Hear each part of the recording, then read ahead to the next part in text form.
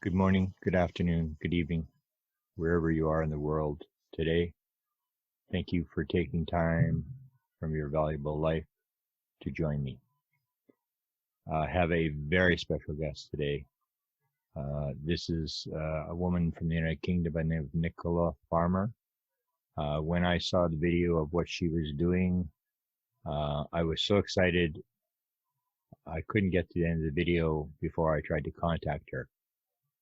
What she does is in line with a theory I've had for a long time about contact modalities and the abilities that we have if we're able to shut down the left rational analytical brain.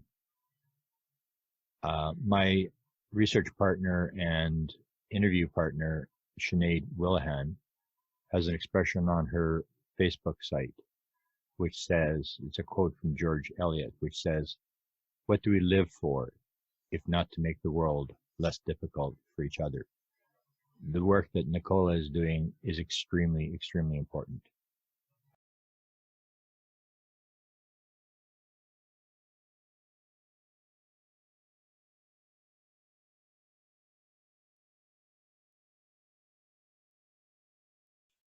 Good morning, good afternoon, good evening, wherever you are in the world. This is Grant Cameron, and I'm very, very happy to have you join me today, and I appreciate the fact that people would take time from their busy schedules to join me. As a lot of people know, I've been on the leading edge of what is really weird, potential new things in the world, and I've run up against two people. I have one of them here today. A number of years ago, I had some interaction with a woman by the name of Dr. Diane Hennessy Powell, who worked with autistic children. And she had a very famous child. Her name was Haley. And Haley's claim to fame was that she hit 162 numbers in a row right telepathically. She was nonverbal autistic, which meant the left brain was completely basically shut down. Her right brain was going full speed, and she was basically purely telepathic. I told Diane Hennessy Powell, if it was a fair world, you'd be in line for a Nobel Prize. Unfortunately, it's not a fair world. My guest today is Nicola Farmer, and I'm joined by Sinead Willihan, my assistant from Toronto. When I first saw Nicola's interview with where she's teaching these children, and you'll see as we go through what she's actually done, it was almost like a replay of Diana Hennessy Powell. I said, you know, if this is a fair world, this research would be Nobel Prize winning. Unfortunately, it's not a fair world. And I think for a lot of people, they're just going to ignore this. This is one of the most important things I have ever seen. When I first saw the video of the children that Nicola has trained to see through blindfolds, I immediately knew, and she mentioned the fact that the left brain was not active because they're young children. I could not watch the end of the video. I had to immediately try to contact Nicola to try to get an interview with her. I think this is extremely important material, and I think people should tune in and pay attention to this. This is one of the most important things I've seen in 45 years of research. So good morning, Nicola, and welcome to Sinead, who may be involved in this down the road, because you also do not only, maybe I can start with this. You not only do children who have the increased ability to see without their eyes, but they also have an increased ability to hear. And my assistant Sinead has 90% hearing loss, and I think it's very important that this be brought up, because I remember seeing the two children separately, and you didn't ask them. They both said, "I can hear things a mile away." So can you basically just sort of describe how you got into this, how you suddenly discovered this and started this training with these children? Yeah, thank you, Grant. So I went to Canada several years ago to learn a method to work with the children, and brought it back to the UK. It was quite an interesting time, because there was just myself working with the children, and in this concept that most adults hadn't been able to grasp in their own minds what it was that we were doing. I felt it was a big, brave step to take, but I knew I had to take it. So I brought the work back to the UK, and I started working with the children, and I knew that we needed to get this out to the world, because this was game changing. This was going to be something for the children to take forward in such a way that the education system had the potential to change with it. The children have the potential to grow exponentially with it. So this progressed, and I carried on working with the children, and then I kind of hit a bit of a wall with it because of circumstances that began to change, and I knew the work needed to change in line with the children of today. So I received several downloads, spiritual downloads, in this particular method that we're using now, which I became very excited about. And I started to work with the children with it, and actually we got faster, better, stronger results with the children. So I then built a teacher training program, and literally it's just growing and growing.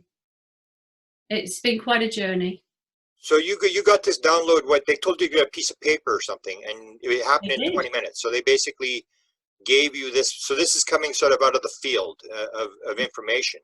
Yeah, it's direct from consciousness. So describe what these children can basically do, what they've been able to do, and what you think is involved. Why are these children able to do this? What do you think is actually going on?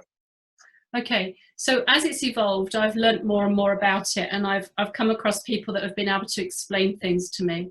So when the children go through the program, to be honest with you, seeing without their eyes is almost the cherry on the cake, because the program actually takes them through a process of healing. If they have traumas from this life, from past life, it heals traumas. It enables their brain to work in a completely different way, and education can become very simple. They go through growth exponentially, because when they are able to tap into the levels of consciousness that are available to them through their own consciousness, then there's nothing they can't do within what I would perceive to be the limits of their life path moving forward. But what I've understood about it is the life path can open up quicker and easier than if they go through life in a regular way. Okay. Now, they're able to see, and they're able to play games. You have them playing games, playing ball stuff with these blindfolds. You had a guy come in to do a documentary, and some of the people that were working on the documentary were not believers. So can you describe this thing with the blindfolds and what happened there, how suddenly this girl realized this was actually for real, these kids were actually doing this? Yeah, because you see, the blindfold is a complete blackout. When you've got it on correctly, there's nothing you can see, no light comes through it at all. So one of the crew who came to make the video, she tried it on, and she was absolutely convinced that she couldn't see. She had eyes open under the blindfold, and she couldn't see, albeit that we encouraged the children to keep their eyes closed as well under the blindfold. So when she started to witness the children talking about pictures on cards and words in books and colours on books and cards, and she tried to do it herself, she realised that she couldn't. And the way she converted from being a non-believer to an absolute believer was literally in seconds. And it takes you what, about 10 weeks to 1 hour a week to train these children? And can you talk about the brain, the right brain, left brain, your analysis of how that fits into the scenario? Absolutely. The children go through a program for 10 to 12 weeks, but they can begin to see in minutes. So depending on the level of the child's consciousness and also the depth of any traumas that they may have, you can sit the child down within seconds of opening them up to this energy, and they can literally tell you the colours, the shapes, the words, the sentences on the page. But it doesn't mean all children will see absolutely through the 10 or 12 weeks. But what they go through is this growth process that actually changes them in so many different ways, that one child can change a family, that can change a community, that can change a country, that could change the world. Beautiful. You got Sinead excited. She wants to ask a question. Well, Nicola, you know, I was mentioning to you before we started recording that I've had this long history of working with children myself, and I see, you know, I have a lot of passion for it as well as you do, and I see their potential. So I am very interested. My question for you is, can you walk us through how this works, like from the beginning? So let's say a child comes to you that is new to you. You've never met this child before. What do you do when you meet that child? That's my sort of part A of that question. And then part B would be, if you're going to be working with them, what is the method that you use? Okay, I can't actually go through the opening up process with you, because that's what we have to do with teacher training. But what I can tell you is that when they come, they sit with you for literally a minute or so. We don't engage in general conversation with them, because we're steering them away from the left brain. So when a child comes, the first thing you do is introduce them to the blindfold. They put the blindfold on. They don't question it. They don't ask why they've got to wear it. They just put it on. We take them through the process of connecting them with the universal energies, their own consciousness. And then literally you sit them down and you put a book in front of them. Now, when we're taking them through this, we never ever ask them a question. Never ask a question. Because the minute you ask a question, the answer has to begin in the left side of their brain. So we command, of course, with love and gentleness and kindness, but we command. So instead of saying, what do you see on the book? We would say, tell me what you see on the book. So we actually get them to listen to the command and respond to the command, rather than go to the left brain and ask a question. When they start to see, and you can see a change in them, there's very subtle changes in their face, and they sort of recoil their head a little bit, and they turn their head to the side, and one little girl that I taught, she could only see if she smiled. And she had this great big beam across her face the whole time through the sessions. And she would even talk with a smile. So what they're actually doing is their own consciousness, their spirit, for want of another term, is actually seeing for them. So we go through this process. And so they're looking for colours first. They look for the colours, then they look for shapes and images and so on. But there's always this sort of head movement and a mouth movement that when you see it, however subtle it is, we pounce on it quick, and we really then put the speed into the work. And the other thing we do all the way through the whole hour and for all the sessions is we constantly praise them. We tell them how fantastic they are, how amazing, how awesome. And you can almost see them growing in confidence because of the praise. And we have children that are so uncomfortable with praise because they're not used to it. And so we had a little girl who was told how special she was. And she said, I'm not special. And the teacher said, but you are special. She said, no, I'm not. She said, well, it doesn't make you any better than anybody else. It doesn't make you different from anybody else. It just means that you've got a lot more to give because of the special parts of you. And she burst into tears. And the teacher said, tell me why you're crying. And she said, because nobody's ever told me I'm special before. And the growth in that little girl from that moment onwards was phenomenal. Is this the same little girl who has two sisters that wrote her letters that you have featured on your website? No. Okay. No, it's another little girl. And so what we see and what we encourage in the children is the positive, the powerful, the confidence that they go with, and they learn to accept within themselves. So one of the other aspects that we observe apart from the facial changes, some of the children read from the side here. I worked with a little girl who held the book behind her head to read, because effectively every cell in their body is part of their consciousness. And you know, I've had a little boy who held the book in front of his tummy. I couldn't see what he was looking at, and every time he told me what was on the page, I had to peel the book back to have a look to confirm that that's what he was seeing. So one of the common themes that runs through the teaching with them is that their eyes begin to itch. So they have itchy eyes and the eyes begin to water. And that's when we get very excited, because I worked with a guy called Dr. Ken West, who does a lot of subconscious reprogramming, etc., using sacred geometry, but he used to be an ophthalmologist. And he was telling me that when the children are really shifting their consciousness and they're starting to use different parts of the brain to process, what's happening is the eyes are closed and there's no light going through the eyes. So temporarily, the pineal gland is closed down because there's no light going through the eyes. The pineal gland, being the third eye, is shut down, but the brain is now computing that the child is reading.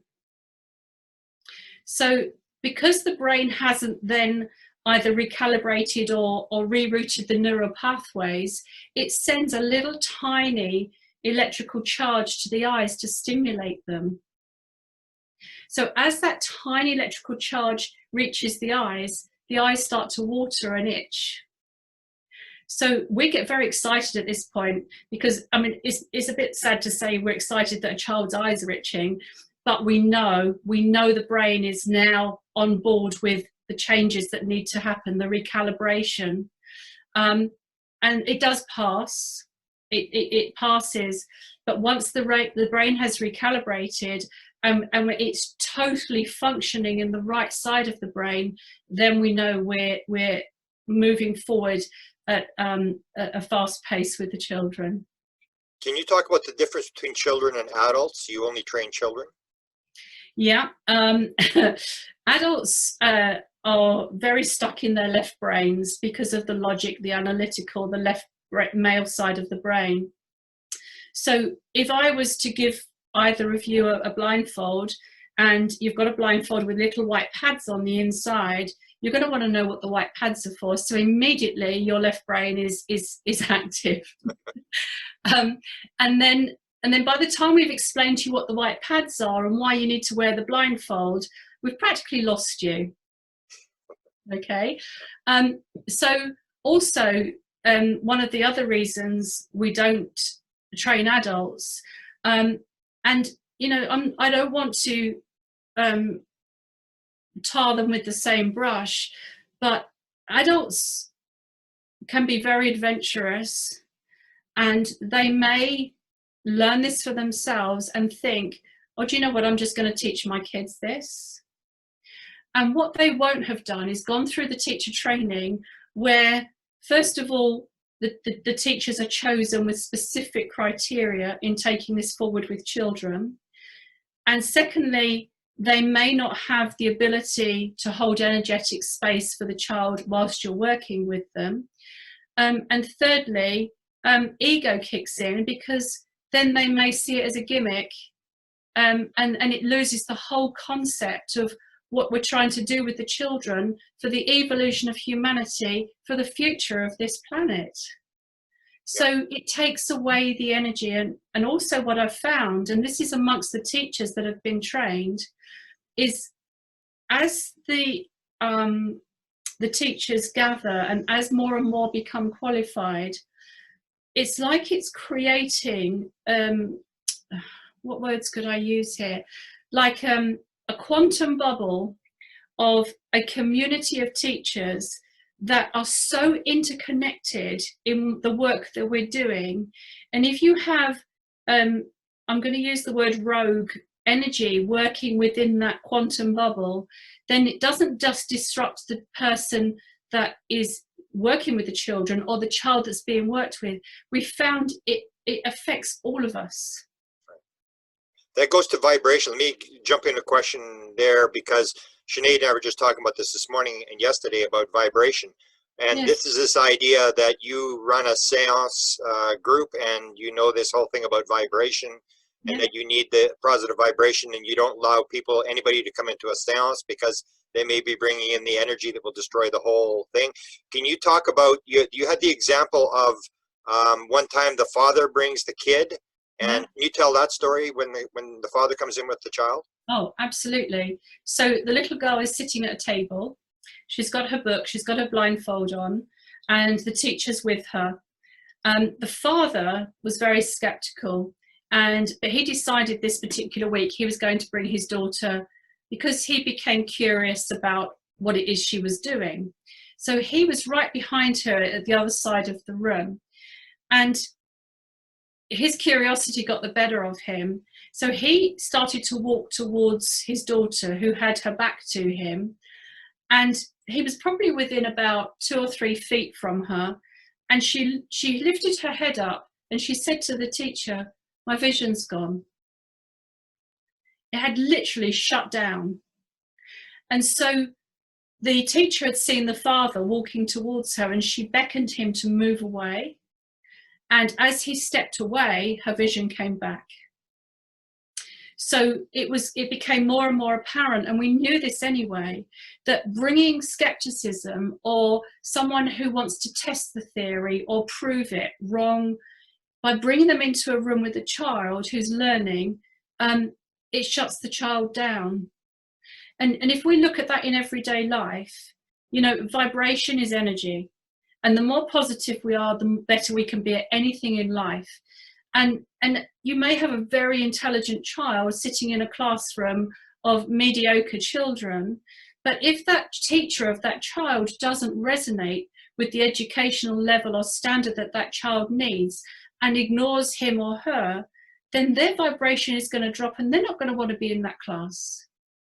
So it goes through the whole of life about keeping the positive, powerful vibration energy up as high as possible to get the best out of our children. And that doesn't change with ICU as well. But sort of jumping on that, actually going sort of in a way before that, how do these children end up coming to you? Like what, prior to them arriving at your door, what is it that's occurring in their lives that causes their parents or whoever it is, teachers perhaps, that send them to you? Okay. I've never really had to advertise this because the best form of advertising, as we know, is word of mouth.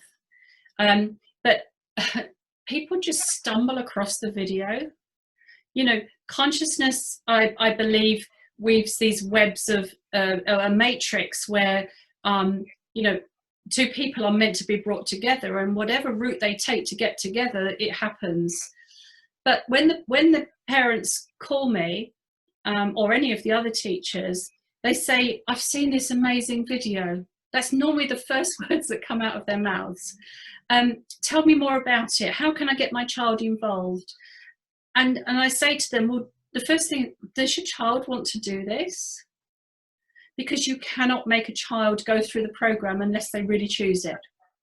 So they said, well, my child's very gifted. He or she, hears spirit, or they see auras, or they might just be regular kids who have become naughty or are bored with the education system. So I tell them about the program, and then I say to them, please show your child the video. And you will know by their response to that video if they want to go through this program or not, because we cannot teach a child that hasn't consented. You can't get anything out of them. So that's normally the approach. And I have another story, because a lady I met actually at my Pilates class, it was just completely out of the blue, and we got talking. She showed her daughter the video, and the daughter didn't say a single word all the way through it. And when the video came to an end, she just ran upstairs to her bedroom and disappeared. And the mum was shouting at her, up the stairs, "Are you okay? Where are you? What are you doing?" And there was silence. So she went up to her daughter's bedroom and pushed the door open, and she said, "Are you okay?" She said, "Yes, Mummy, I'm looking for a blindfold." That's great. I mean, the kids are obviously more able to tune into it and get excited about it in a non-judgmental way, right, rather than adults. I have another question for you, if that's all right. Yes. So your organization is called ICU, Inspiring Children University. And you've got a list of skills that you're bringing to what you're doing. So you're a spiritual consultant, a healer, a psychic medium, a trance channeler, a teacher, a guide, a facilitator, and someone who empowers others to reach their full potential. You do light language and perhaps other things as well. So what I'm curious about is, how do you find this sounds like a very holistic approach, right? Obviously, this is a holistic approach to helping children develop their intuition, their abilities. How do you find that your skill set helps you in your role as the leader of this organization? In so many ways. I have a very strong intuition. And so right from the very start of bringing new people on board to work with the children, there's quite an extensive application form that people need to go through and complete and forward for assessment, including a photograph of themselves. Now, just using my intuition, I don't actually need to read the application form. I can look at the picture and say yes or no. And actually, the application form is more to trigger the person that's filling it out, so that they can be sure it's right for them, because there's some quite in-depth questions in there asking about their ego and what their fears are and what their strengths are. And it's for them to recognize exactly who they are and how they're going to move forward with this. But also, where I teach groups of people, however many in a group, I've learned how to hold space, so I can adjust the energy per person in the room. So transferring that to the children, when I'm working with the children, I can intuit and I can sense their energy, and I can hold a space for them that if their energy drops because they're tired, I can hold it up for them until the end of the session. Also, even just how this program came into creation was through the channeling of the information. So all of my skills, I feel, are necessary to drive the program forward and to build it and to increase the volume of teachers. But it doesn't mean that everybody needs that level of skill set in order to become a teacher. Thank you.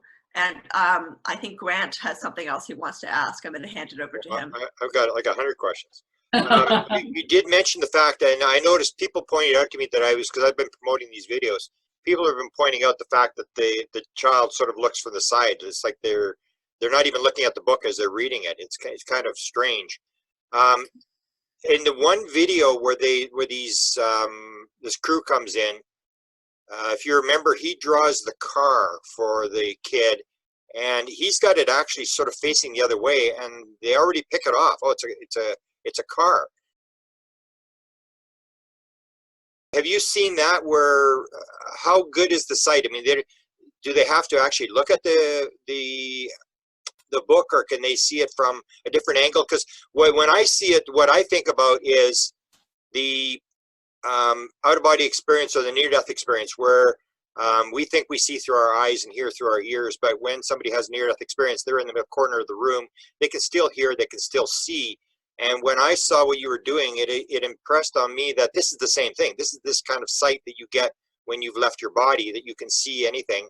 And so, and especially when it came to the two children saying they could hear things a mile away, have you looked at the abilities of what they can actually see other than just reading and doing stuff like that? And especially the thing I'm interested in, the thing about the hearing. Have you looked at what can they actually hear when they say they can hear things a mile away? Because as you mentioned the first time we had a sort of a private interview, You stated that you would actually work with blind people. And to me, it looks like, I mean, if this was developed, you could actually work with blind people and people who are deaf, and actually, they could actually hear and see. Yeah. Going back to the first part, what people need to understand is that when we expand the child's consciousness and they're working in perfect alignment with that, they step into spherical time. So the linear time being past, present, and future being completely separate, and spherical time being all concurrent, so past, present, and future running concurrently. In spherical time, the children have the potential to see anywhere. Okay. Now, if we look at Lucy, who said that there was a car and he had the clipboard facing him, what we're looking at there is, if it's the higher consciousness of the child that is involved in that practice, the higher consciousness is everywhere. So just as they can see out of every cell in their body, they can see exponentially everywhere else. Now, we also need to be mindful that these are children and they need to grow up as children as well. So what we can't afford to happen is for their abilities to be exploited. Okay, but every child has the opportunity to see exponentially, but we also have to be mindful that if it's part of their life path to take the sight to extraordinary levels, then the child will take them to extraordinary levels. If the child goes through the program, grows exponentially through the education system, and that's all they're meant to do with it, then that's what will happen. So we can't interfere with the life purpose, the life path of the children. We're giving them the tools to use whatever they need to in their own life path going forward. Okay. Now, when they're looking at the side, what we understand is that the side view, whether it be right, left, I mean, Lucy, who's in the video, she used to see from underneath her nose. And what we're aware of is it's the focal point for the higher consciousness before it expands into spherical time. So just to give it an example, if it's their spirit that's seeing and it's standing here on the right shoulder, then it needs to turn to be able to see before they expand into spherical. Okay, now with the seeing, which, okay, some people might say it's psychic, some people might say it's spherical, but we had another little girl who was going along in the car, and she was quite low down and the sun was fairly low in the sky, and the sun visor didn't block the sun from her eyes. So the guy that was driving her said, well, put your blindfold on. And he was a complete skeptic. He said, oh, if it's that bright, put your blindfold on. So she did. And in that moment, she said to him, stop the car. And he said, well, why? She said, there's a man in the road. He's got a walking stick and a dog and he's wearing a hat. Stop the car. He's in the middle of the road. And his skepticism said, don't be ridiculous. There's no man in the road. And as they turned the bend and the car went round the bend, there was the man in the road. Yeah. That's where I see that what you're developing to me is more than just kids seeing. It's this whole other aspect of what's actually seeing, what's actually hearing, especially when the kids can, and these kids were not in asked the question. When I heard that both those kids say, I can hear a mile away, I'm thinking, this is something completely different. This is something that if the world were to realize that this is actually where you're seeing, because the idea is like, where are you actually seeing? Like, where is the vision? Where is the little screen in the speakers? There is none. It's not really in the head. And we have this sort of impression. And I think that's where you're sort of killing that idea of what's actually seeing, what's actually hearing, that these kids have this potential, especially when you get into the thing where the kid sees precognitive as to what's going on, then Yes. it's a whole different aspect of what we really are as human beings. if we take energy of consciousness, whether you want to call it spirit or whatever you want to call it, it's everywhere. When I communicate with deceased people, they're everywhere. It's not like they're standing here beside me. The energy of who they were in a lifetime is everywhere. And what we're giving these children the opportunity to be is more of their spirit self, their consciousness, than their human self. So you mentioned about the blind lady that I worked with, and she lost her sight. I think it was about 7 years before I did the program with her, and I really believe she was sent to me to prove it works with people that have lost their sight. And we went through several sessions, and this particular day she was holding a book, and she had her head turned to the side as well. And the book, it was a child's book. It was colourful, and she took the book and she was holding it, and she was saying, "There's green down this side."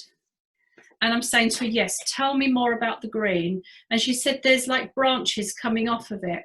And all of a sudden she said, it's a tree. It's a tree. And she saw the tree on the page. And she was so excited. She cried. I cried, because it was just the most amazing experience. But actually she didn't continue with the work. I think it kind of shocked her to a point, bearing in mind she was an adult, and we're talking about left brain here. So the ego kicks in and says, "No, you didn't really see that." But she described in every detail what she saw. But I really believe she was sent to me to prove it works. And it really did that day. So we have so much potential here. Do you use the same method with these adults who have lost their sight as you do with the children that come to you? Do you go through this? I've only worked with one, but yes, it would be the same method. The only thing I haven't explored yet, and that's teaching children who were born without their sight, because they have no concept of colour, shapes, words, images. But that doesn't mean we can't teach them, because all children have to be taught that that's red and that's green and that's a ball and that's a cat. So if we can, see, my theory is, if I can take a book and I can go through the process with a child that was born blind, and even if they see something on the page and they trace the outline with their finger, we know that they're seeing. And then once they trace the outline, we can say, yes, that's called a cat. Now we're taking it into a whole new level here, and that's a lot more intense than just 10 or 12 sessions. This is like a whole education. But I believe it can work. I know it can, but we need to work with what we have first, so that it becomes more recognizable to mainstream before we blow people's minds with blind people being able to see. Yeah. If it's meant to come, it'll come. You know, and you know, we could finish this interview and the phone could ring, and I have somebody saying, "I've got this child and we would really love her to do the program," and I just go, "Yeah, bring it on."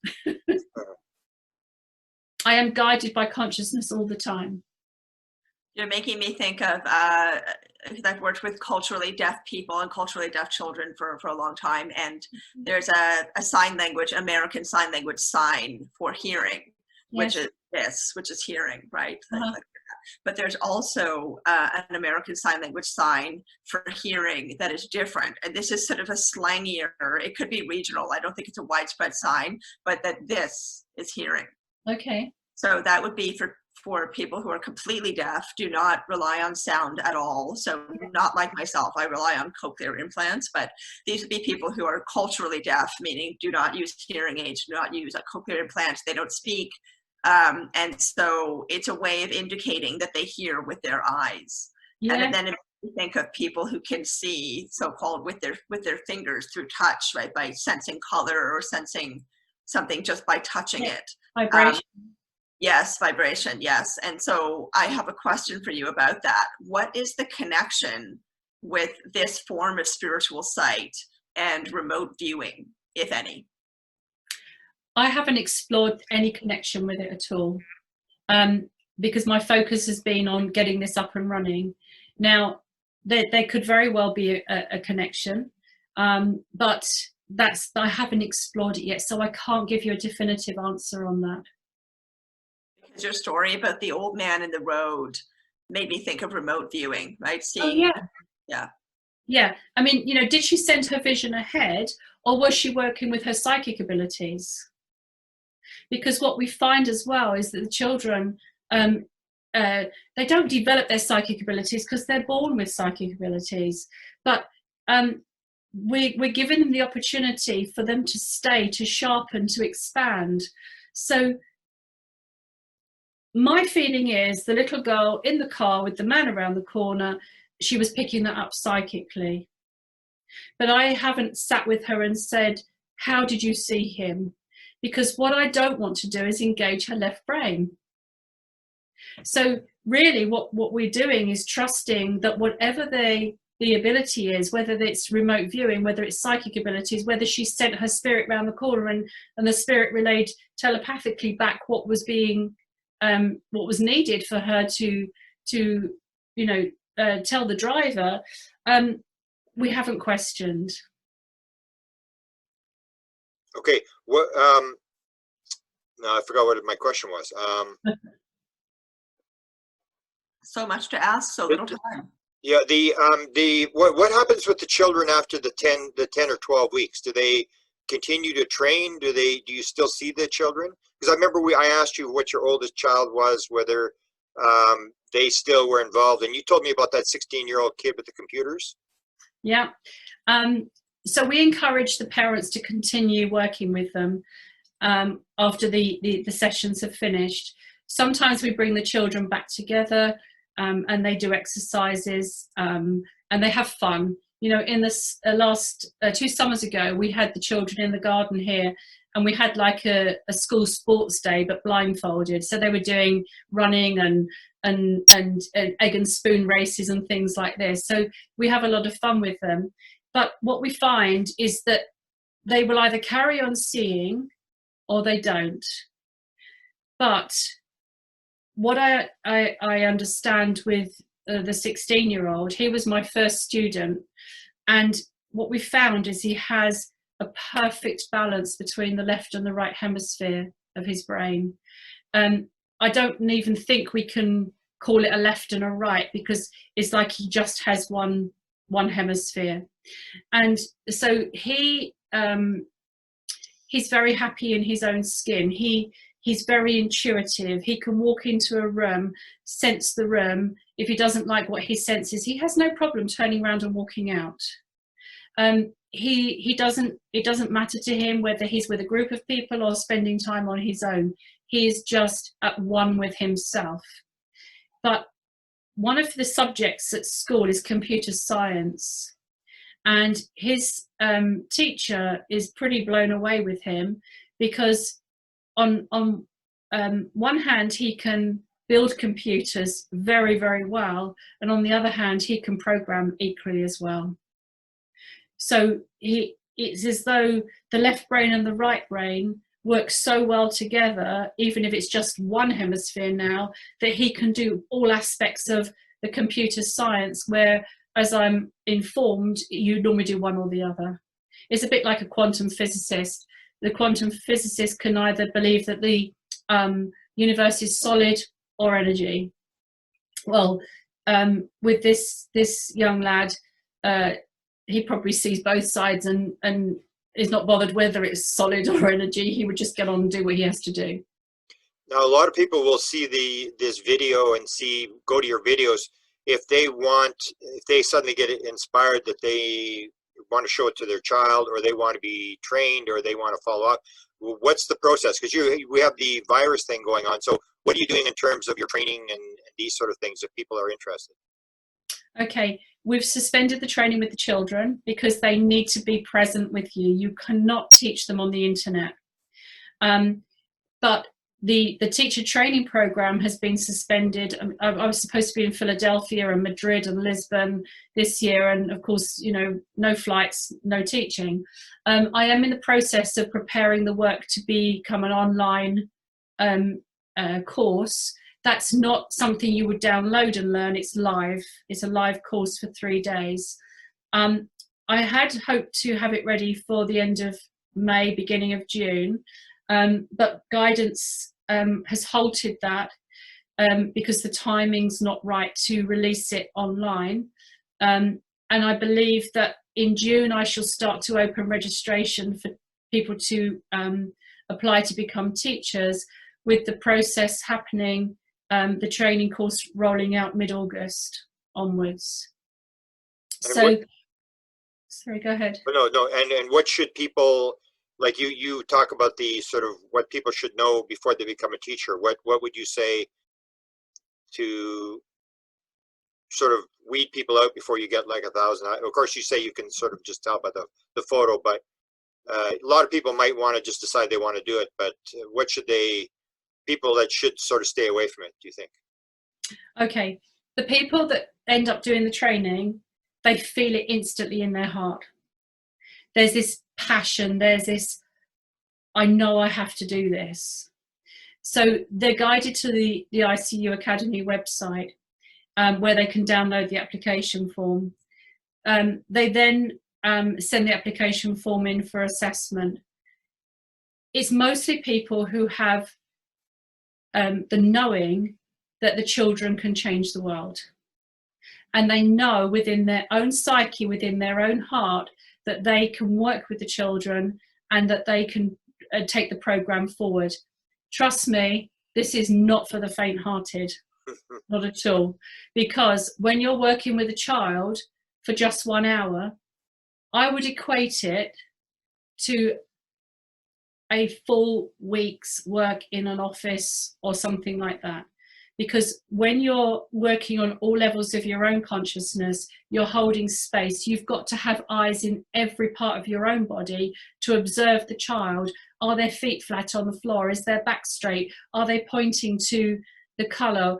What's happening with their face? What's their energy? You just go through this whole hour of complete alertness. Honestly, I could lie down for a week after I've done one session. So the people that apply need to have the drive, the passion, the energy, the desire, the knowing within them that this is something that they want to do. So Nicola, relating to that, just talking about teachers, you have some wonderful information on your website as to how this process of learning changes the children. You know, you mentioned that it encourages their feelings of self-empowerment, their confidence, their ability to communicate their feelings, their abilities, all kinds of things. So when it comes to these teachers, we've just spoken about what you need to know about people before you approve them to become teachers in the training program, or what their experience is. They feel like they're called to it. What about after they've gone through the training and they start working with children? They've been working with these children for a while. What are you hearing from teachers about their own experience of how they change and how they become different, how their lives become different? Oh, the teachers grow just as much as the children do, because when you see the change in the child, it alters something within your own energy.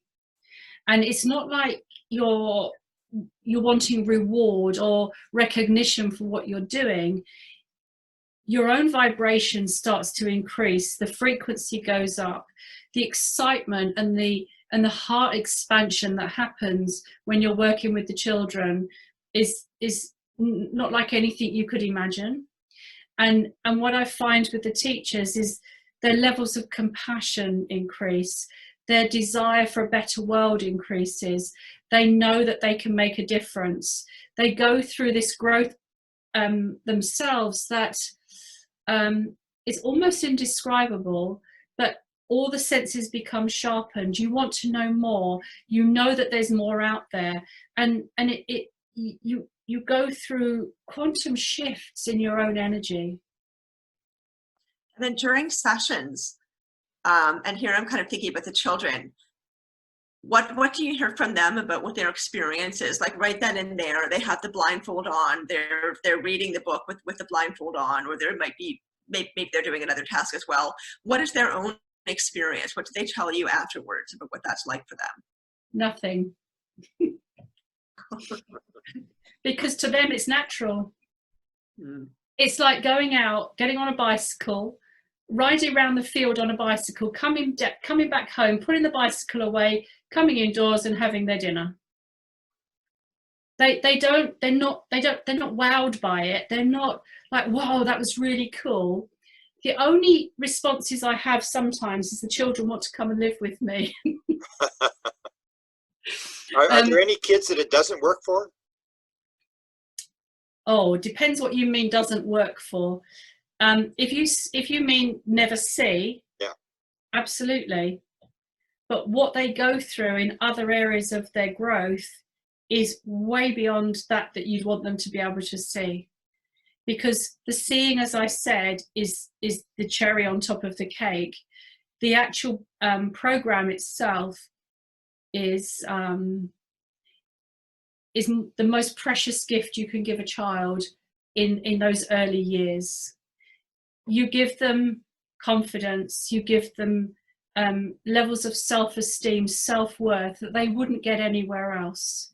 You take them through an energetic program where education becomes really easy for them. You know, we had a little boy who came home from school and he said to his mom, I've got math homework to do and I don't know how to do it and I've got to give it to the teacher tomorrow. And she said, well, didn't you listen? And he said, yes, I listened, but I didn't understand it. And the mom said, well, why didn't you go to the teacher and ask her to explain it to you? He said, I did, but she said she didn't have time. And he started to cry. And in the mother's wisdom, she said, put your blindfold on, get your homework out, sit at the table and do it. And he did it, no problem at all. And he got it all right.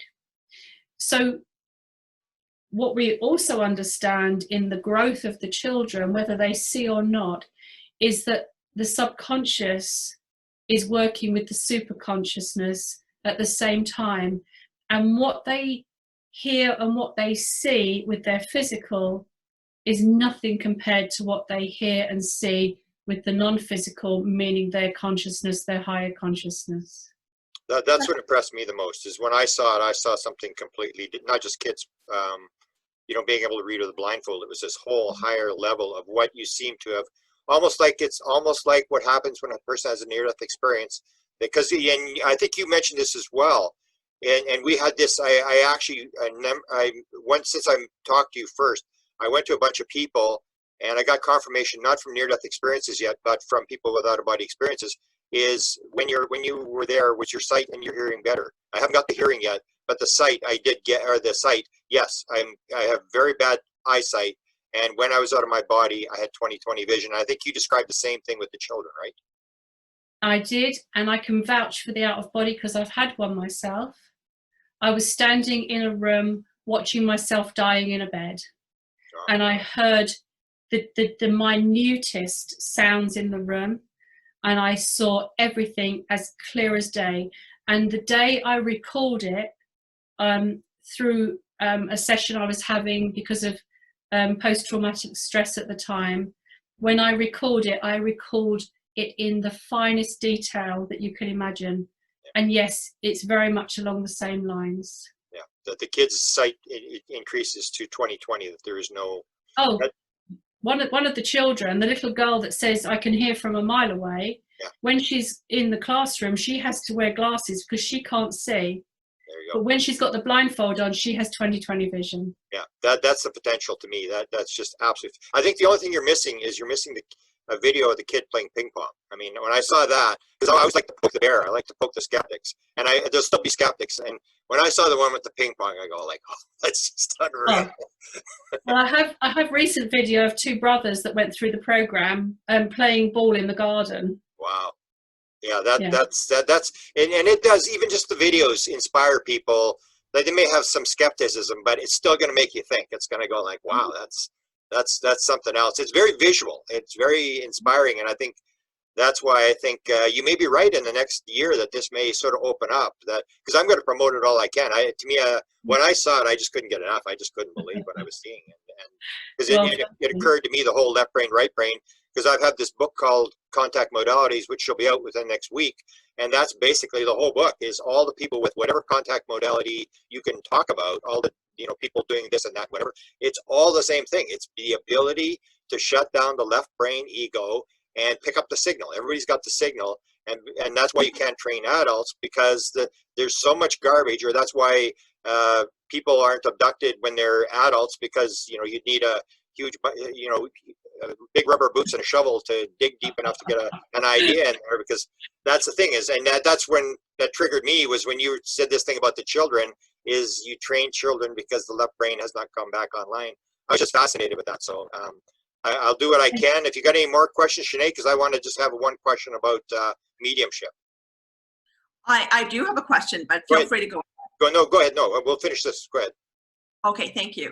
So Nicola, because your program is so holistic, I am imagining that the learning for the children, or what you tell their parents and the children themselves in terms of their learning plan, it's not just occurring when they're sitting in front of you or another teacher at a table for the lesson, that's the only time that the learning is occurring and the development is occurring. So given your holistic approach, what are you recommending to the children and their parents in terms of the transfer of their knowledge and understanding into just how they operated in daily life?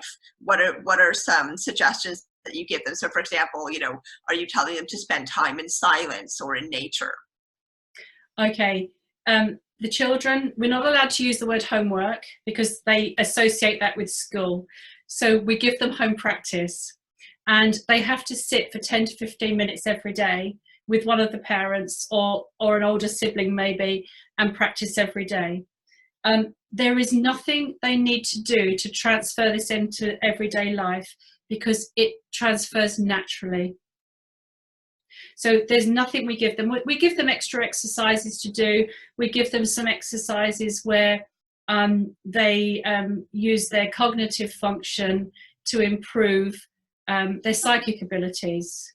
But we're not telling them that it's to improve their psychic abilities. We tell them it's to improve the concentration, and the psychic abilities start to improve naturally. So there is no transference. There's nothing we say to them, you must do this, you mustn't do that. We let it organically and naturally transfer into everyday life. I did notice that when you were in the one training session, you were talking to the kids, you were talking sort of about things that weren't just necessarily seeing or hearing.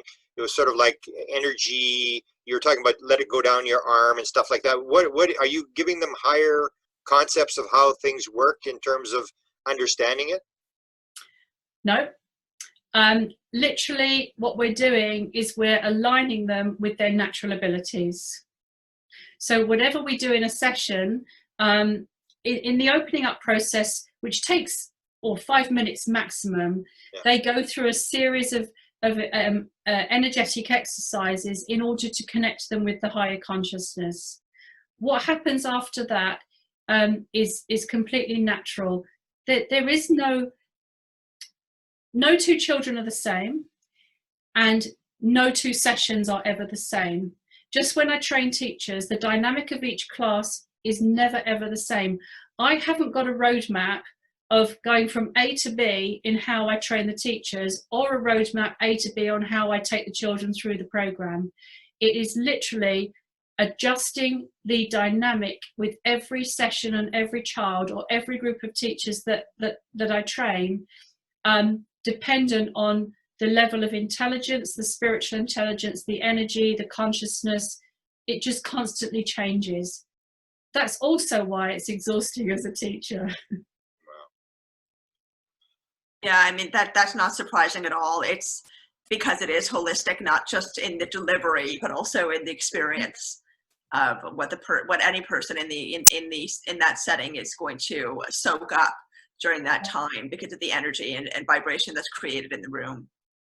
Can I add something here? Because I think this is really important for the people watching this to know that this program also is very powerful for children who come on the autistic spectrum.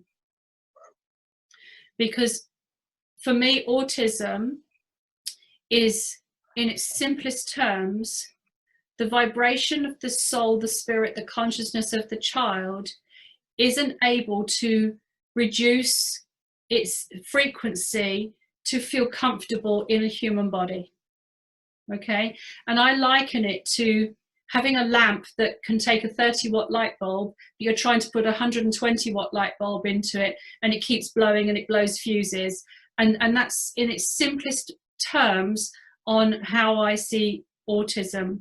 But what I see in a grand picture is high vibrational children that are being expected to function in a low vibrational world.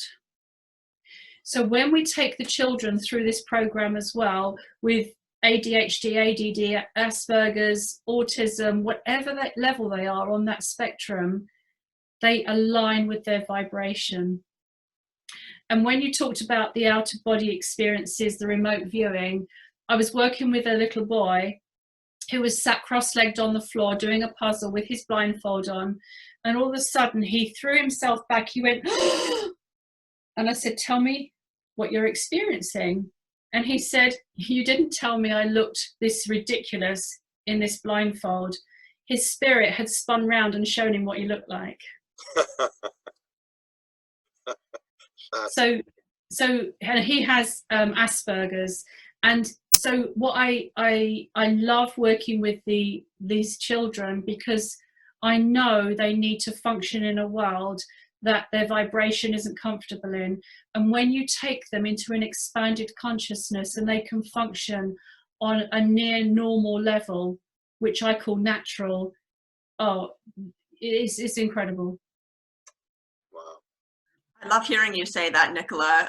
In fact, what you just said about autistic children is my own. It's like you took the words out of my mouth, and I think you're the only other person I've ever heard say that. So I just really feel excited that I just heard you say that. And also, it's interesting because it's, you know, there's so much talk right now about us all being in a great time of transition. This is a time of evolution for the human species. And how do children with disabilities, how do people with disabilities fit into this as people who are experiencing life differently, who are expressing themselves differently, who are processing differently. So it's interesting that autism has become so incredibly widespread, so incredibly quickly, at exactly the same time that this transition is occurring. You know, it seems like it's a part of our evolution as human beings. We have this idea that evolution has finished, right? Yeah. That evolution was in the past and that we are the pinnacle of evolution. Yeah. But, you know, that's obviously not true. And so this seems to be a part of our natural evolution as human beings, which is very exciting.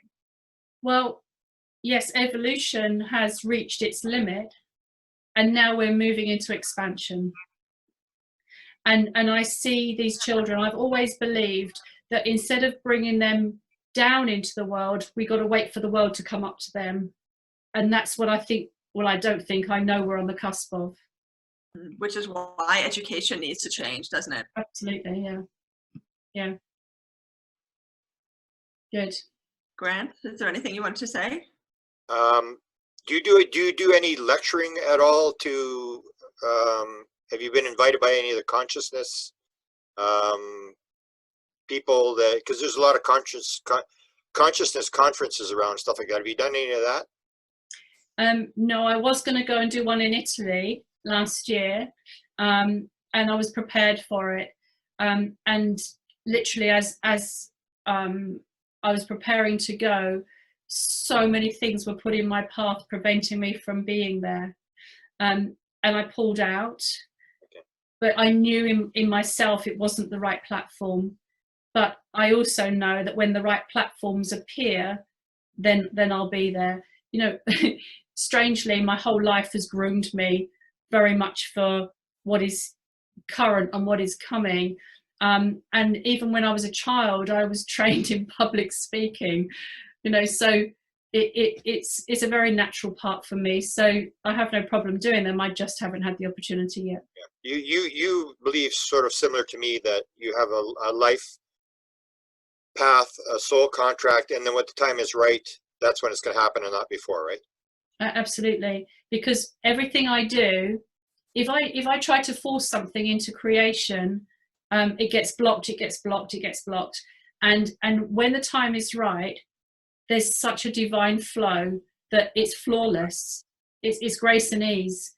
And that's how I live my life now, because there is no way forward unless you're in the flow of consciousness. Maybe sometime we can do another interview on some of the other stuff you do, because I'm so interested in the stuff you're doing. But I want to have at least one sort of comment, because you are into, the other thing I'm into big in is seances, and you have a circle. Can you talk a little bit about your circle in London there, and how long it's been going, and how you see that tying into what we're talking about right now? Okay, yeah.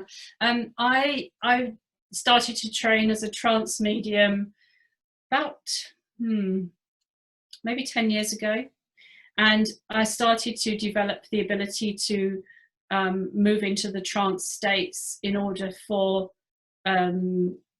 energies to channel through me. So I've set up a room here in my home. It's black. You can't see a speck of light in there. I also have what's called a trance cabinet. So the cabinet is there to contain the energies whilst you're working in those trance states. I have 5 people that sit with me. We sit once a week. Well, we did until we couldn't.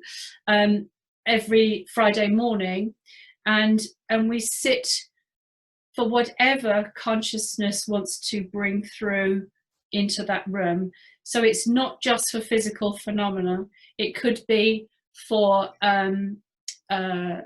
communication. It could be for the channeling of multidimensional sound or language.